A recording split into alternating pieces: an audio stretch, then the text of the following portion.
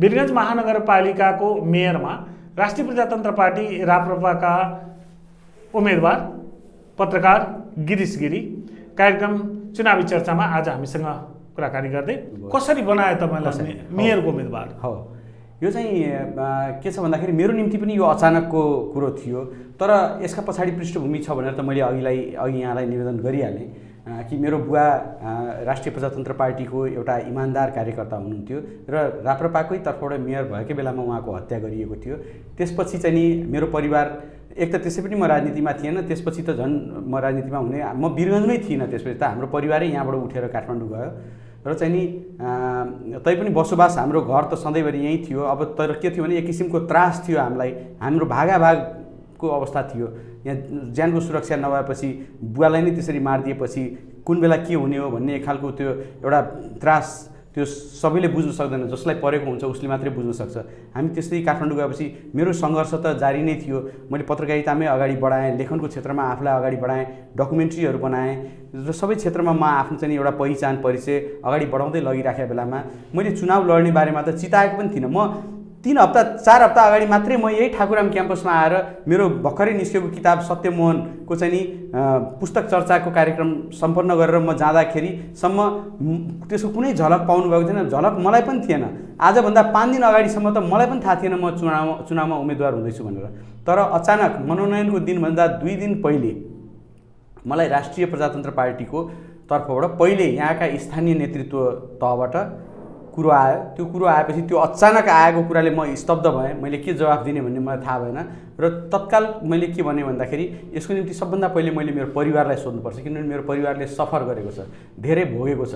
मेरो बुवाको राजनीतिको छनौटले गर्दाखेरि जुन घटना भयो त्यसले गर्दाखेरि मेरो परिवारले चाहिँ नि धेरै ठुलो दुःख भोग्नु परेको छ। त्यसकारणले म पहिले चाहिँ नि परिवारसँग मैले अनुमति लिनुपर्छ, म जाउँ कि नजाउँ वीरगञ्ज, राजनीति गरौँ कि नगरौँ भनेर भनेपछि उहाँहरूले हुन्छ लिनुहोस् तपाईँ भनेर भनेपछि अनि मैले परिवारलाई राखेर मैले कुराकानी गरेँ र मेरो आफ्नो सबै कुरा बताएपछि उहाँहरूले जब हुन्छ भनेर भन्नुभएपछि त्यसपछि मैले चाहिँ नि उहाँहरूलाई जानकारी दिएँ र मलाई चाहिँ राष्ट्रिय प्रजातन्त्र पार्टीको केन्द्रीय अध्यक्षज्यूको फोन आयो त्यसपछि, राजेन्द्र लिङ्गदेनको।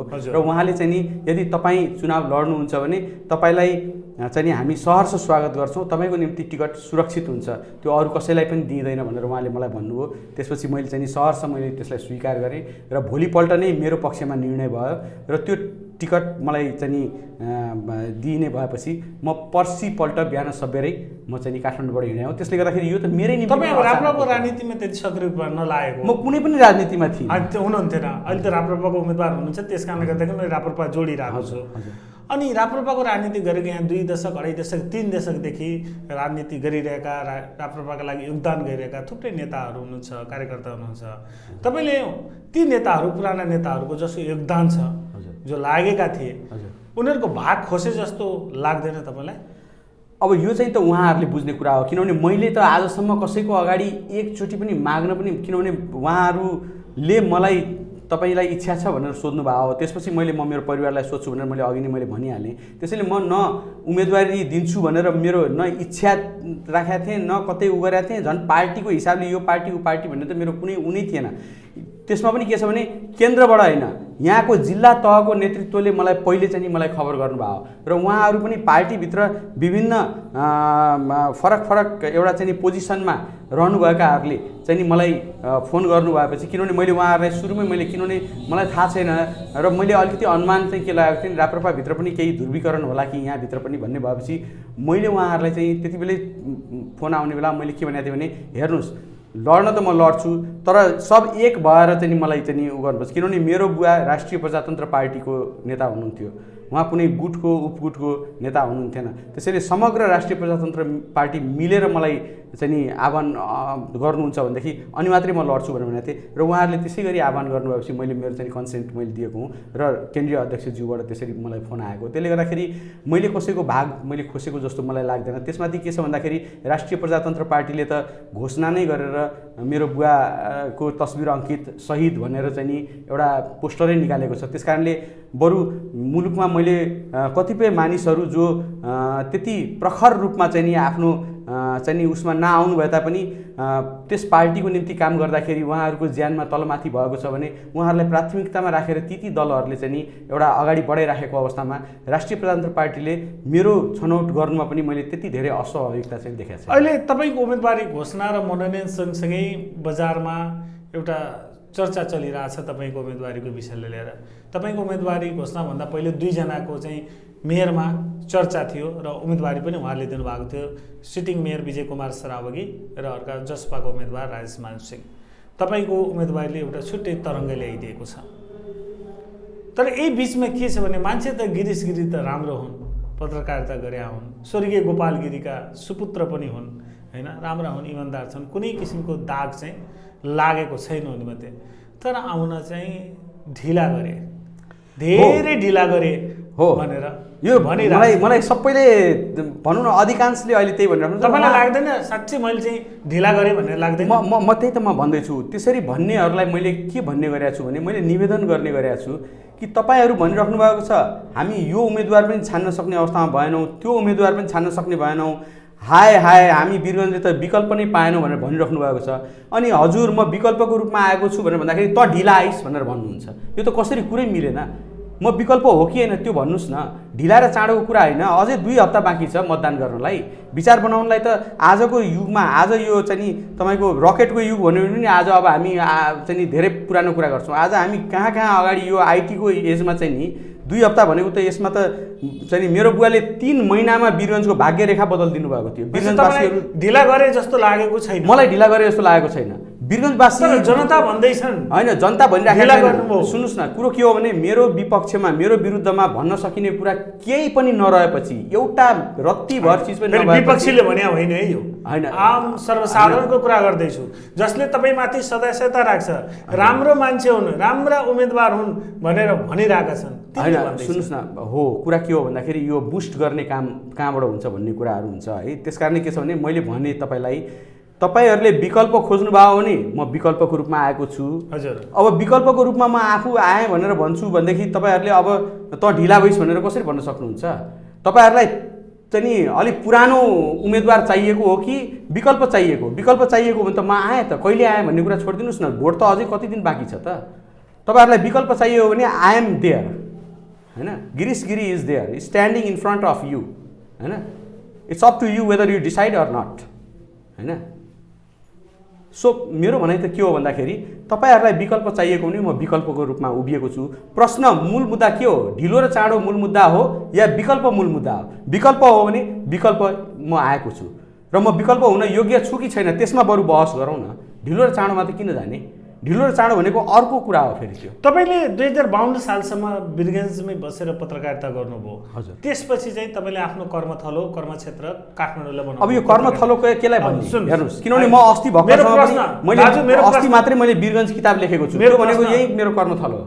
मेरो प्रश्न त सुनिदिनुहोस्। हजुर हजुर, 52 सालदेखि तपाईँ काठमाडौँ कार्यक्षेत्र बनाएर पत्रकारिता गर्न थाल्नुभयो। मेरो सरुवा भएर वर्षमा एकचोटि या दुईचोटि आउनुहुन्थ्यो होला, या आउनुहुन्थेन, समय अनुकूल प्रतिकूल हेरेर आउने जाने गर्नुहुन्थ्यो। 26 वर्ष 27 वर्ष भइसक्यो हजुर बस्ने काठमाडौँमा। हजुर, अनि यो चुनावको बेलामा चाहिँ आएर सिधै होइन सुन्नुहोस्, मेयरकै उम्मेदवारी पड्काइदिने। हो म भन्दैछु 2060 सालमा त म कान्तिपुरकै रिपोर्टर भएर फेरि वीरगन्जमा आएको छु। 1 वर्ष मात्रै बस्नुभयो हो त, त्यो 1 वर्ष त बसेको छु नि त, पत्रकारै भएर मैले पत्रकारिता तपाईँले जुन भनिराख्नु भएको छ यहीँ बसेर भौतिक उपस्थितिमा काम गर्ने, त्यो त मैले अब 18 साल। सुन्नुहोस्, एउटा कुरा के छ भने मेरो हजुरबुवा जब उहाँको देहावसान भयो नि, त्यसपछि मेरो बुवाले जुन लिगेसी सम्हाल्नु भयो नि, त्यसको बिचमा पनि लामो अन्तर थियो। उहाँ एउटा संस्थानको जागिरे, हाम्रो त बाल्यकालै तपाईँको चाहिँ बुवाको जहाँ जहाँ सरुवा भयो त्यहाँ हामी कहिले लाहान, कहिले राजविराज, कहिले धनकुटा, कहिले चितवन, कहिले कहाँ, हामी त पुरै बाल्यकाल हाम्रो चाहिँ घुमै बितेको छ बुवाको जागिरमा।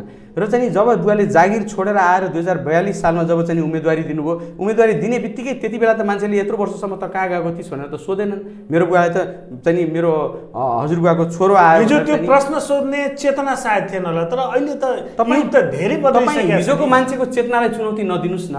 म त के भन्छु भने वास्तवमा हामी आज आएर पो कतै अल्मलिएको छौँ कि हिजो बरु चाहिँ नि सही किसिमले पो सोच्थे कि त्यो त तपाईँको चाहिँ नि हिजोको मान्छेलाई तपाईँले कसरी चाहिँ नि उनीहरू गलत सोच्थे भनेर भन्न सक्नुहुन्छ।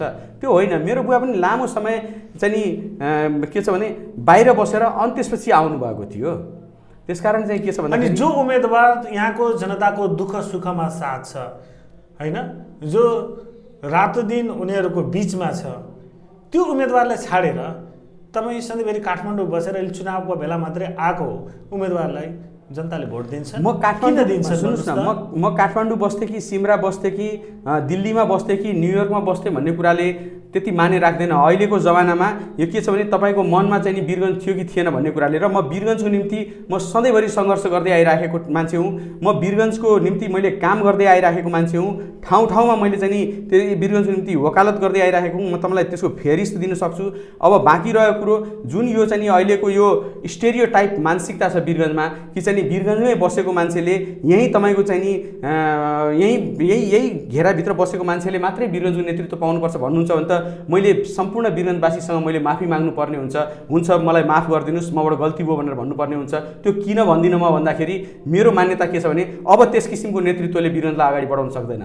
अब हामीलाई ग्लोबल एउटा एक्सेप्टेन्स सहितको चाहिँ नि मेयर चाहिन्छ हामीलाई, किनभने वीरगञ्ज भनेको एउटा सानो कस्बा, एउटा सानो गाउँ होइन, वीरगञ्ज भनेको महानगर हो र यो ग्लोबल भिलेज संसारको चाहिँ नि एउटा चाहिँ नि उसँग जोडिएको र नेपालकै एउटा प्रमुख प्रवेशद्वार भएको चाहिँ नि एउटा सहर हो र यो सहरको जसले नेतृत्व सम्हाल्छ त्यो मान्छेलाई चाहिँ नि अहिले संसारको कुन कुनामा के भइरहेको छ भन्ने कुराको हेक्का राख्नुपर्ने हुन्छ। जो मान्छे 26 वर्षसम्म चाहिँ यहाँबाट बाहिर बस्यो, हजुर, उसले चाहिँ सम्झाएको छ वीरगञ्जलाई, अनि यहाँ भएको मान्छे, यहाँ भएको उम्मेदवारले जो चाहिँ सम्झाएको छैन, बुझाएको छैन भन्न खोज्नु होइन। मैले होइन हावा त मैले भनेकै होइन, मैले भन्न खोजेको कुरा के भने त्यो कन्फाइन्ड एरियाभित्र बस्ने मान्छे मात्रै वीरगञ्जको निम्ति योग्य हुने समय चाहिँ अब किन छैन भने यो खुलापनको समय हो, यो ग्लोबलाइजेसनको एरा हो र अबको समयमा चाहिँ नि वीरगञ्ज जस्तो महानगर तब मात्र उसको आफ्नो स्वाभाविक गतिमा उसको विकासको अगाडि बढ्न सक्छ जब त्यो उम्मेदवार अथवा त्यो मेयर चाहिँ नि के छ भने ऊ एउटा त्यो ग्लोबल भिजन बोकेर आएको हुन्छ। उसले कुनै पनि वीरगञ्जको चाहिँ नि जस्तो मान्नुहोस् न एउटा सानो कुराको निम्ति ल यो एउटा समस्या छ, यो समस्याको निम्ति चाहिँ नि आज संसारमा कहाँ के भइरहेको छ, अहिले भर्खरै मैले एउटा उदाहरण त मैले भर्खरै पेश गरेर आएँ, जस्तो मच्छरको कुरा छ। अहिले हामी मच्छरबाट सताइएको छौँ, मच्छरको यहाँ समाधान के भइरहेको छ? समाधान भनेको त त्यही तपाईँको चाहिँ नि त्यो धुवाँ उडाएर चाहिँ नि तपाईँ धुवाँ उडाइन्छ होइन, त्यसले पनि मच्छर त मर्न बन्द भइसक्यो भनेपछि अब के त्यसले त्यही वीरगञ्जभित्रै बसेको मान्छेको सोचले त्यो समाधान हुन्छ त? हुँदैन नि। अब वीरगञ्ज बाहिर बसेको मान्छेको सोच चाहिँ के हो त्यो चाहिँ म तपाईँलाई भन्न जान्छु। सुन्नुहोस्, आजभन्दा 2-3 वर्ष पहिले टाइम म्यागजिनमा एउटा रिपोर्ट आएको थियो, त्यो रिपोर्ट मैले चाहिँ नि ट्रान्सलेट गरेर छापेको थियो। त्यो ट्रान्सलेट गरेर छापेपछि त्यसपछि मेरो त्यो पहिले रिपोर्टको बारेमा म भन्छु। त्यो के थियो भन्दाखेरि मच्छरको निराकरण कसरी गर्ने? अब त्यो मच्छरलाई पनि मार्न त भएन, त्यो पनि प्राणी हो होइन, त्यसलाई त मार्न भएन। तर निराकरण कसरी गर्ने भनेर भन्दाखेरि के भइरहेको छ त संसारमा? अन्त अहिले अमेरिकामा के भइरहेको छ भन्दाखेरि तपाईँको मच्छर चाहिँ तपाईँको चाहिँ नि ल्याबहरूमा उत्पादन भइरहेको छ। त्यो चाहिँ तपाईँको जेनेटिकली मोडिफाइड मच्छरहरू तयार भइरहेको छ ल्याबहरूमा, र त्यो तयार भएको मच्छरहरूलाई चाहिँ लगेर चाहिँ नि उसमा नालीहरूमा तपाईँको पानी जमेको ठाउँहरूमा कहाँ मच्छरहरूको चाहिँ नि ऊ हुन्छ त्यो ठाउँमा त्यो ल्याबबाट तयार भएको मच्छरलाई छोडिन्छ र त्यो मच्छरले चाहिँ के गर्छ भने तपाईँको चाहिँ नि उसले चाहिँ नि यसरी चाहिँ नि उसको चाहिँ नि आफ्नो चाहिँ नि यो चाहिँ नि उसको संसर्ग चाहिँ नि बढाउँछ कि त्यो चाहिँ तपाईँको चाहिँ नि त्यो वंशवृद्धि नै रोकिन्छ।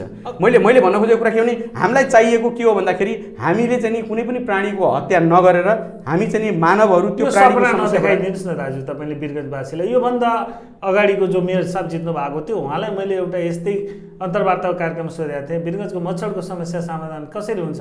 उहाँले के भन्नुभयो, यसको समाधान हुन्छ, मैले एउटा नयाँ उपाय फाले परेको छु, एक प्रजातिको माछा पाइन्छ, त्यो माछा चाहिँ मैले ल्याउँछु, वीरगञ्जका सारा नाला र ढलमा चाहिँ त्यो माछा हाल्छु, अनि त्यो माछाले चाहिँ मच्छरको लार्भा र भुरा चाहिँ खाइदिन्छ, मच्छरको समस्या समाधान हुन्छ भनेर उहाँले भन्नुभएको थियो। अब त्यसमा तपाईँ पत्याउनु तपाईँ फेरि अमेरिकाको ल्याबको कुरा हो म त्यही त कसरी पत्याउनु?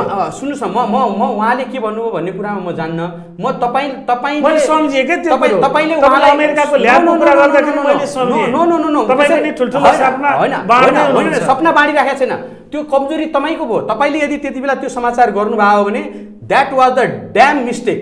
किन भन्दाखेरि म त पत्रकार हुँ नि, म तपाईँलाई भन्छु समाचार होइन, अन्तर्वार्तामा हो, अन्तर्वार्ता तपाईँले बजाइदिनु भयो भने पनि तपाईँ एउटा ठुलो गल्ती भयो। उहाँभन्दा ठुलो, उहाँ त राजनीतिज्ञ हो, उहाँले त जे पनि भनिदिनुहुन्छ। राजनीतिज्ञले जे पनि बोल्दिन पाइने हो, पाइँदैन। त्यही भएर त म भन्दैछु, मैले बोलेको कुरा त तपाईँ गुगल गरेर हेर्नुहोस् न। अहिले यो अहिले भइरहेको, उहाँले भन्नुभएको कुरा पनि गुगल गरेर हेर्नुहोस्, भइरहेको थियो कि थिएन। अझ तपाईँलाई त म के पनि थप इन्फर्मेसन दिउँ भने त्यो मच्छर जुन ल्याबबाट उत्पादन भइरहेछ, त्यो उत्पादन गर्ने काममा हाम्रो नेपाली वैज्ञानिकहरू समेत सरिक छन्। त्यो त मैले पछि थाहा पाएँ र उनीहरूसँग मैले सम्पर्क बढाएँ र म उनीहरूसँग ट्विटरमा उनीहरूसँग म चाहिँ नि कुरा अगाडि बढाउनेवाला नै थिएँ। त्यो नेपालीहरूको चाहिँ नि पहिचान, उनीहरूको काम गराइ, त्यो सबलाई अगाडि ल्याउनेवाला थिएँ। मैले अचानक म चाहिँ त्यो काम छोडेर म चाहिँ नि यो सत्यमोहन जोशीको चाहिँ किताब लेखनतिर लागेँ। यो कुरा त मेरो ट्विटरमा भएका साथीहरू, ती साथीहरू, ती वैज्ञानिकहरू राम्रोसँग जानकार छन्। त्यस कारणले के छ भन्दाखेरि म त्यो हावादारी कुरा गरे हो कि मैले भएको कुरा गरे हो भन्ने कुरा तपाईँ गुगल गर्नुहोस्, समाचार हेर्नुहोस् न। मैले भन्नु खोजेको कुरा यदि सपना होइन, सपना हेर्नुहोस्, एउटा फेरि कुरा यो संसार बनेको नै सपना देख्ने मान्छेहरूबाट हो। पुरा हुन सक्ने कि नहुन सक्ने, पुरा हुन सक्ने र नसक्नेमा बरु भर पर्छ। त्यस कारणले मैले के भन्छु, जुन फ्याक्टमा आधारित भएर छ, रियालिटीमा आधारित भएर छ, व्यवहारिकतामा आधारित भएर छ, त्यो सपनाहरू पुरा हुन्छ नि त। त्यो त देख्नु पर्यो नि त। त्यसको लागि भिजनरी मान्छे चाहियो लिडरसिपमा। त्यसको निम्ति हामीलाई चाहिँ नेतृत्व चाहिएको हो। अब तपाईँको अस्ति उम्मेदवारी दिएकै दिनदेखि विभिन्न मिडिया, सोसल मिडियामा चाहिँ मैले हेरिरहेको छु, भिडियोहरू हेरिरहेको छु, टेक्स्ट न्युजहरू चाहिँ मैले पढिरहेको छु। तपाईँले बार बार भन्नुभएको छ, म स्वर्गीय गोपाल गिरी जो वीरगञ्जको मेयर हुनुहुन्थ्यो, उहाँको सुपुत्र हुँ। मेरो हजुरबुवा वडा अध्यक्ष हुनुहुन्थ्यो। मेरो हजुरबुवा र मेरो बुवाको जुन सपनाहरू अधुरो थिए, ती अधुरा सपनाहरू पुरा गर्नका लागि म चाहिँ यो चुनावी मैदानमा उत्रिएको हुँ, मेयरको उम्मेदवार बनेको हुँ भनेर भन्दै हुनुहुन्छ। तपाईँले खालि पारिवारिक विरासत मात्रै सुनाइराख्नु भएको छ, भनिराख्नु भएको छ। तपाईँसँग अरू कुनै एजेन्डा नभएर हो? होइन, भर्खरै त मैले मच्छरको कुरा गरेँ तपाईँलाई। पारिवारिक मेरो बुवाले चाहिँ मर्नुभन्दा पहिले मलाई चाहिँ ल मच्छरको चाहिँ अब वैज्ञानिकले अमेरिकामा पत्ता लगाउनेवाला छ, त्यसरी समाधान गरे भनेर त जानुभयो होइन नि? होइन, एउटा कुरा त्यो भन्नु, तपाईँ आफै भन्दै हुनुहुन्छ तपाईँ पत्रकार मान्छे, यत्रो वर्षसम्म तपाईँ पत्रकारिता गर्नुभयो, म के पारिवारिक विरासत लिएर आएको मान्छे हुँ? होइन, बार बार त्यही भन्दै हुनुहुन्छ तपाईँ। No no no no no, त्यो त म भन्छु नि, त्यो पनि मेरो लाइफको वान अफ द चाहिँ कुनै पनि हालतले अभिन्न हिस्सा हो। त्यो त मेरो भोगाइ हो। त्यो त्यसले कति सफर गरेको छु भन्ने कुरा हामीलाई थाहा छ। होइन, वीरगञ्जवासीको निम्ति गोपाल गिरीले गरेको वीरगञ्जवासीको लागि हामीले अवमूल्यन गरे होइन। तर गिरीश गिरीको एजेन्डा के त, भिजन के त? त्यो त मैले देखाएँ त। तपाईँ अरू पनि कुरा सोध्नुहोस् न, शिक्षाको बारेमा सोध्नुहोस् न, म शिक्षाको बारेमा भन्नुहोस् न। होइन, शिक्षाको बारेमा भन्दैछु। हेर्नुहोस्, आज हामीले शिक्षामा सबभन्दा हामी वीरगञ्ज भनेको त्यो सहर हो जहाँबाट शिक्षाको उज्यालो बत्ती बल्न सुरु भएको थियो। यो जति बेला चाहिँ तपाईँको चाहिँ नि जुद्ध शमशेर चाहिँ श्रीतिन महाराज थिए, त्यति बेला चाहिँ तपाईँको चाहिँ नि त्रिशुद्ध हाई स्कुल यहाँ बनेको। यो दरबार हाई स्कुल पछिको दोस्रो पुरानो हाई स्कुल हो वीरगञ्जको। र नेपालभरिमै काठमाडौँ पछि, किनभने काठमाडौँ भनेको त एउटा एकदमै सीमित सर्कल घेराले मात्रै दरबार हाई स्कुलमा पढ्न पाउँथे। यो त जनताको, आम जनताको छोराछोरीले शिक्षाको अवसर पाएको नेपालकै पहिलो स्कुल हो। शिक्षाको उज्यालो ज्योति यहाँबाट चाहिँ नि नेपालभरि फैलिएको छ। सम्पूर्ण मधेसभरिका मान्छेहरू एसएलसी दिनको लागि त्यो बेलामा चाहिँ नि वीरगञ्ज आउँथे। त्रिशुद्ध हाई स्कुल मात्रै एउटा ठाउँ थियो। ठाकुराम क्याम्पस जस्तो संस्थाहरू छन् यहाँ। तर आज हामी पनि केटाकेटीमा चाहिँ नि स्कुल पढ्ने बेलामा के थियो भन्दाखेरि, म मेरै अनुभव सुनाउँछु। हामी केटाकेटीमा स्कुल पढ्दाखेरिको अनुभव के थियो भने, सरकारी स्कुलमा तपाईँको सहरको सबभन्दा धनीमानी, सहरको सबभन्दा शक्तिशालीदेखि लिएर सहरको सबभन्दा निर्धन, एउटा ठेला हाँक्ने, रिक्सा हाँक्ने, अझ धनीमानीको कुरा गर्ने हो भनेदेखि त तपाईँको यहाँका सबै तपाईँको चाहिँ नि व्यापारीहरू, घरानाहरूका छोराछोरीदेखि लिएर तपाईँको चाहिँ तत्कालीन नारायणी अञ्चल दुर्गा प्रसाद रिजाल, त्यो कति शक्तिशाली ओहदा हो भन्ने कुरा त्यति बेलाको मान्छेलाई थाहा छ। उनका छोरा हामी सबैजना एउटै बेन्चमा बसेर पढ्थ्यौँ। त्यो समाजवाद थियो। र त्यो समाजवाद अहिलेका नागरिकका बालबच्चा पढ्न पाएका छैनन् भन्न खोज्नु भयो तपाईँले? हो, तपाईँले अहिले बल्ल अहिले नागरिक, कुन चाहिँ नागरिकको बच्चाहरू पढ्छ सरकारी स्कुलमा? जसले चाहिँ नि तपाईँको चाहिँ नि घरमा काम गर्ने, चाहिँ तपाईँको चाहिँ नि ज्यालादारी मजदुरी गर्ने का छोराछोरीहरू सरकारी स्कुलमा। अरू त सबै तपाईँको महँगा बोर्डिङ स्कुलमा। सरकारी स्कुलको हविगत कहाँ लगेर पठाइयो? सरकारी स्कुलकै शिक्षकका छोराछोरीहरू आज बोर्डिङ स्कुलमा पढिरहेका छन्। तपाईँ हामी सबैको अगाडि छ।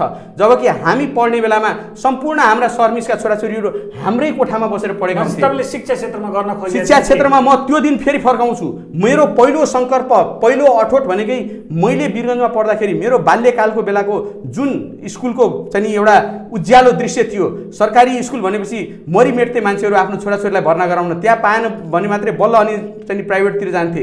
पैसा खर्च गर्ने रहर उनीहरू मात्रै जान्थे, नत्र भने चाहिँ तपाईँको क्वालिटी एजुकेसन दिलाउन चाहनेहरू सबै सरकारी स्कुलमा, किनभने त्रिजुता हाई स्कुल भनेको एउटा मानक थियो। त्यो स्कुलको प्रत्येक टिचरहरू भनेको हाम्रो यहाँको नागरिक समाजको चाहिँ यो अगुवा जस्ता चाहिँ हुनुहुन्थ्यो। आज पनि हामी श्रद्धाको पूर्वक सम्झन्छौँ प्रत्येक टिचरहरूको नाम। आज बोर्डिङ स्कुलका सरहरूलाई मैले कुनै गर्न चाहेको छैन, तर मैले भन्न खोजेको शिक्षाको जुन गरिमा थियो, जुन उचाइ थियो, त्यसलाई हामीले घटाएर कहाँनिर पुर्याइदियौँ। आज महानगरपालिकाको मातहतमा छ शिक्षा, त्यो शिक्षाको निम्ति महानगरपालिकाले के गर्यो यत्रो वर्षसम्म? जबकि मैले मौका पाएँ भने म पढेको सरकारी स्कुलहरूलाई म फेरि त्यही गरिमामा पुर्याएर छोडिदिन्छु। आज जुन गरिमामा म थिएँ, जुन गरिमापूर्ण, जुन स्वर्णिम काल त्रिजुता हाई स्कुलको जुन चाहिँ नि त्यो उज्जवल दिनहरूमा हामी पढेको थियौँ, त्यही उज्यालो दिन म सरकारी स्कुलहरूमा फिर्ता ल्याउन चाहन्छु। बोर्डिङ स्कुल बन्द गराइदिनु? No no no no no त्यो त म ओपन चाहिँ नि तपाईँको मार्केटको पक्षपाती हो। म त कहिले पनि म यस्तो चाहिँ यो तपाईँको चाहिँ नि यो बन्द उसो त म पुरै गर्दिनँ। हामी स्कुल पढ्दाखेरि पनि त बोर्डिङ स्कुलहरू थिए नि, थिएनन् र दुनियाँभरका बोर्डिङ स्कुल थिए त। तर सबैभन्दा महत्त्वपूर्ण त सरकारी स्कुल मानिन्थ्यो नि त। मैले भन्न खोजेको कुरा त्यो हो। मैले बोर्डिङ स्कुलको विरोध गरेको छैन, म बोर्डिङ स्कुलको विरोध गर्दा पनि गर्दिनँ।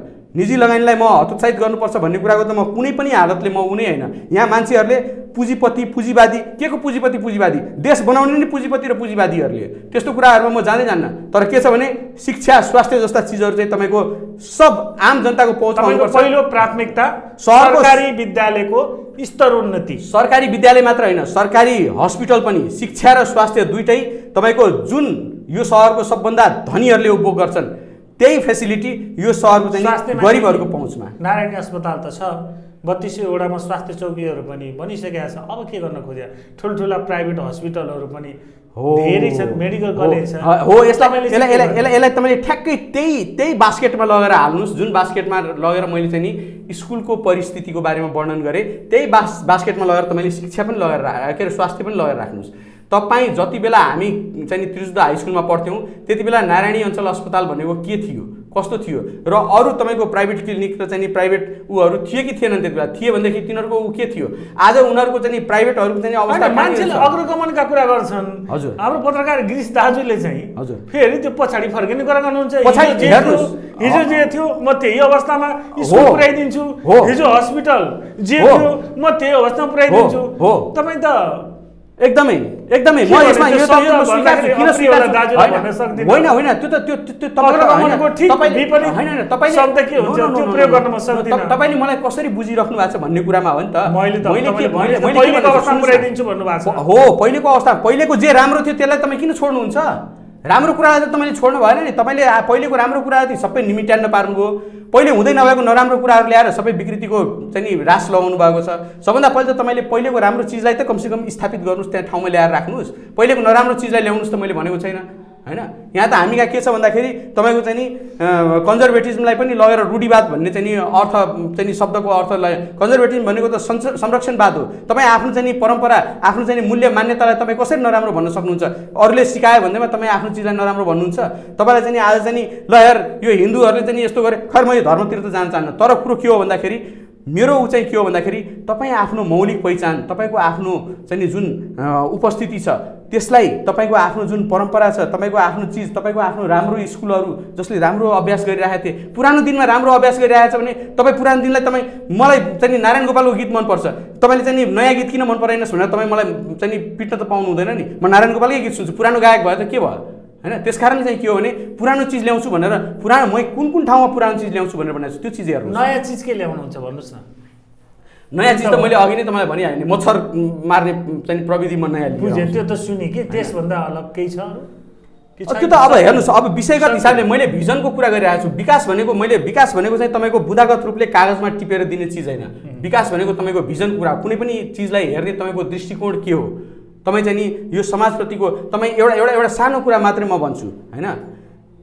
कुनै पनि देश तपाईँको कसरी बनेको छ भने त्यो भिजनले बनेको छ। सिङ्गापुर आज कसरी बनेको छ? त्यो लिपान्युको भिजनले बनेको छ। तपाईँले थर्ड वर्ल्ड टु फर्स्ट पढ्नु भएको छ कि छैन? छैन। तपाईँलाई यदि विकास भनेको के हो भन्ने कुरा पढ्न मन लाग्यो भने मलाई लाग्छ संसारको one of the best book चाहिँ नि तपाईँको थर्ड वर्ल्ड टु फर्स्ट। मैले त पढौँला नपढौँ, तर त्यो सुन्नुहोस्, त्यो मैले भन्न खोजेको कुरा के भने त्यो लिपान्युको जीवनीमा हजुर भैँसी चराउने एकजना किसान बाले, हजुर तपाईँले भनेको पुस्तक चाहिँ पढिदिनु पर्ने। अब त्यो त उहाँले किन पढ्नु पर्यो? म पढेको मान्छेले उहाँलाई उहाँको लागि के फाइदा हो, मैले पढेको मान्छेले उहाँको लागि के फाइदा हुन्छ भन्ने कुरा मैले सोचेर ल्याउने हो। मैले त्यो त्यो त्यो त्यो किसिमको परिस्थिति मैले बनाउने। उहाँलाई त बिचरा मैले किन, उहाँलाई त भैँसी पालेर लामखुट्टे कुरा भन्नुभयो, नारायणी हस्पिटल कुरा गर्नुभयो, त्रिजुत स्कुल कुरा गर्नुभयो, तर जुन भैँसी पाल्नेको कुरा हजुरको बुवाको जुन स्वर्गीय गोपाल गिरीसँग भैँसी पाल्नेको आज कुरा मान्छेले नाम सम्झिँदाखेरि पहिलो कारण हुन्छ त्यो बिपी उद्यानको जग्गाको विषयमा। हजुर, पार्कको त्यहाँ उद्यानको हो, हेर्नुहोस् आजसम्म अल्पत्र छ त्यो। के छ तपाईँको भिजन त्यो एजेन्डा? त हेर्नुहोस्, मेरो बुवाले चाहिँ तपाईँको चाहिँ त्यत्रो सङ्घर्ष गरेर त्यो चाहिँ वीरगञ्ज त्यही बिर्सनुभयो तपाईँले अहिले मैले सोद्धाखेरि। मैले हेर्नुहोस् न क्रान्तिजी, तपाईँले मलाई चाहिँ नि कता कताबाट लगेर कताबाट घुमाएर ल्याएर फेरि कतातिरबाट तपाईँ घुसाउनुहुन्छ मलाई।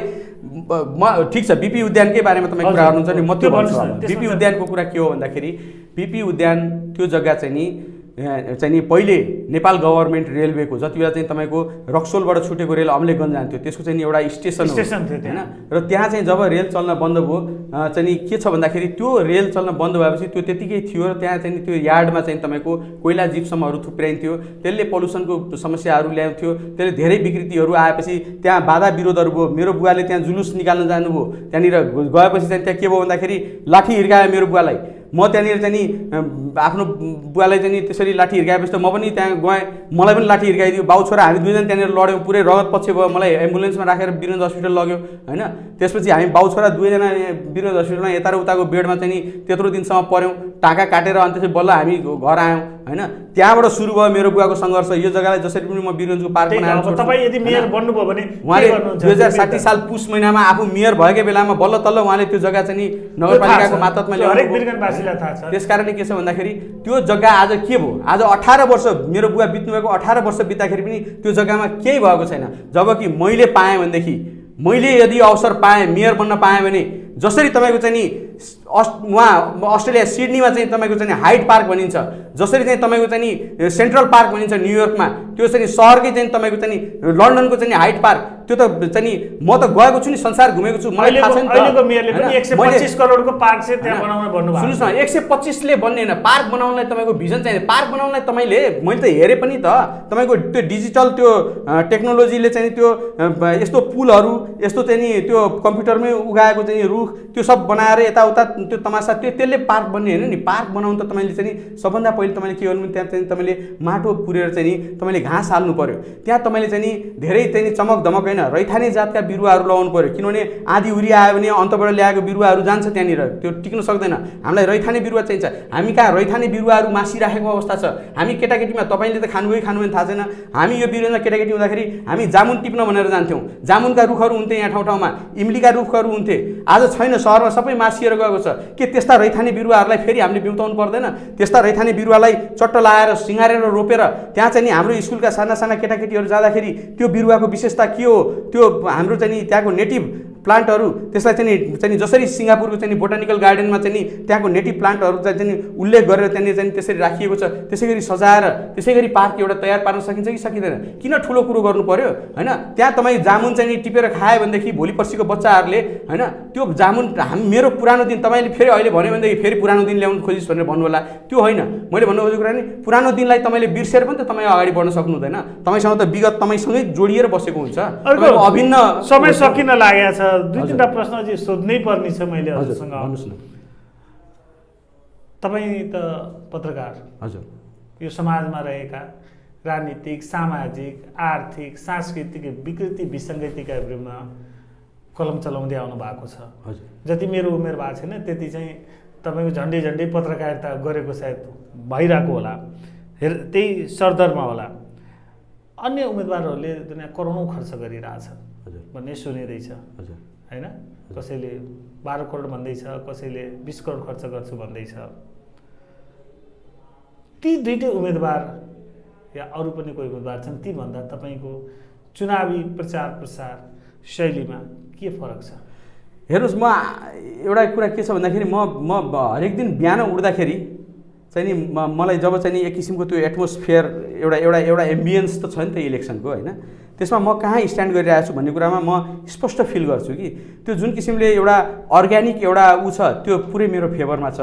तर एउटा इनअर्ग्यानिक जुन चाहिँ पैसाले तयार पारिने जुन एउटा चमक धमक र एउटा ठुलो एउटा माहौल हुन्छ त्यसमा त म पुरै जिरो छु, किनभने मेरो लगानी नै जिरो छ। म कहाँनिर देखा पर्छु र? म जिरो लगानीबाट म चाहिँ उम्मेदवार तपाईँको चुनावी प्रचार प्रसारको फरक शैली केही छ? अनि त्यही त म भन्दै त मैले त्यही त म यो तपाईँले मसँग पैसा त लिनु भएको छैन नि हैन? तपाईँले त मलाई एउटा श्रद्धाले यहाँ बोलाउनु भएको छ हैन? मैले भन्नु खोजेँ मैले खर्च लिँदा पत्रकारले पैसा एक्ज्याक्टली हैन, त्यसैले त्यो लिन हुँदैन कहिले पनि। म तपाईँले कसै गिरीश दाइले मलाई पत्रकारिता कसरी सिकाएको छ मैले त्यस्तै गर्ने न हो। कति राम्रो कुरा। म चाहन्छु आफ्नो धर्म कहिले पनि छोड्नु हुँदैन। हेर्नुहोस्, हामी पत्रकारहरूले त्यहीँबाट आफ्नो भूमि बनाउन तयार पार्ने हो। किन भन्दाखेरि हामी सबैभन्दा पहिले हामी अहिले गिरीश दाइ चाहिँ हजुर पत्रकार होइन नि त, उम्मेदवार हो महानगरपालिका। त्यसकारणले क्रान्तिजी तपाईँलाई के भन्दैछु भने तपाईँप्रति म यति थ्याङ्कफुल छु नि त, तपाईँले यसरी बोलाएर मेरो, किनभने यो पनि त एउटा माध्यम हो म जनतासम्म पुग्ने हैन? जनताहरू सबैले सुन्नुहुन्छ मेरो इन्टरभ्यू र हेर्नुहुन्छ अरू उम्मेदवार र ममा के फरक छ। मैले त केही पनि खर्च गरेको छैन, ठ्याम्मै खर्च गरेको छैन। मेरो अहिलेसम्म विरोधमा आएपछि मेरो खर्च भनेको तपाईँको चाहिँ नि त्यो सामियाना मेरो घरमा अगाडि चाहिँ लगाउनलाई, त्यो पनि यति महँगो भनिदियो मलाई चाहिँ एकछिन त पसिना तरतरी चुइयो। यतिका सामियानाको पनि यति पैसा पर्छ भनेर चाहिँ नि अब के गर्ने, अब अहिले चुनावको बेला यति खर्च लाग्छ भनेर भनेपछि अब ल त अब आएको बेलामा मान्छेलाई कमसेकम छायामा बस्नु, घाममा त बसाउने कुरो भएन भनेर त्यति मैले खर्च गरेँ। हेर्नुहोस् यस्तो यस्तो खर्चहरू जुन भनेपछि त्यही भएर भन्दैछन् तपाईँकै पार्टीका केही नेताहरू छन् भन्दैछन् कार्यकर्ताले यसले त पैसा खर्च गर्नै सक्दैन गिरीश दाइले। मैले उहाँहरूलाई कार्यालयमा बिना खर्चको कसरी चुनाव मिटर नउठी नाउठी त नाउठी छोड़ देम हम तो तैयार बानी। माने जितना आदमी छोड़ देम कहला मतलब कहा कि जनता हमरा के जितना वोट दी वो हम स्वीकार करें। जिताई त जिताई ना हार्नेको लागि चुनाव लड्ने हो। म त जनताको सामुन्ने उपस्थित भएको हो नि त। छान्ने त न्यायाधीश त जनता हो नि। त जनताले स्वीकार कसलाई गर्छ?